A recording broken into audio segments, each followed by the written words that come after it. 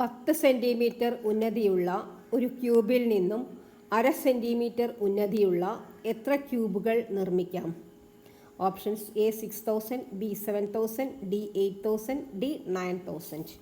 അപ്പോൾ 10 സെൻറ്റിമീറ്റർ ഉന്നതിയുള്ള ഒരു ക്യൂബിൽ നിന്ന് 1/2 സെൻറ്റിമീറ്റർ ഉന്നതിയുള്ള, അപ്പോൾ അതിൻ്റെ answer number of such cubes is equal to volume of the big cube divided by volume of the small ക്യൂബാണ്.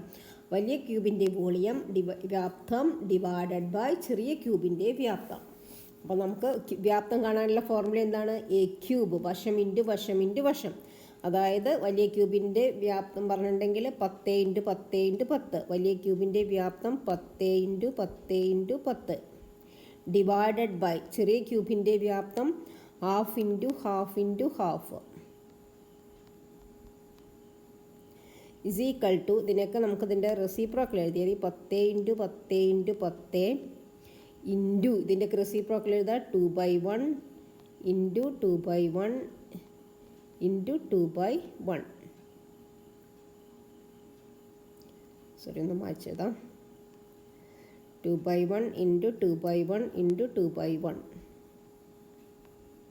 Okay, അപ്പോൾ ഇവിടെ 10 × 10 10 × 10 × 10 1000.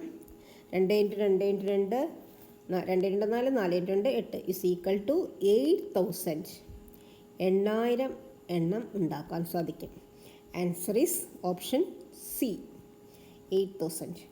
Okay, if you like this video, please like, share and subscribe. Thank you.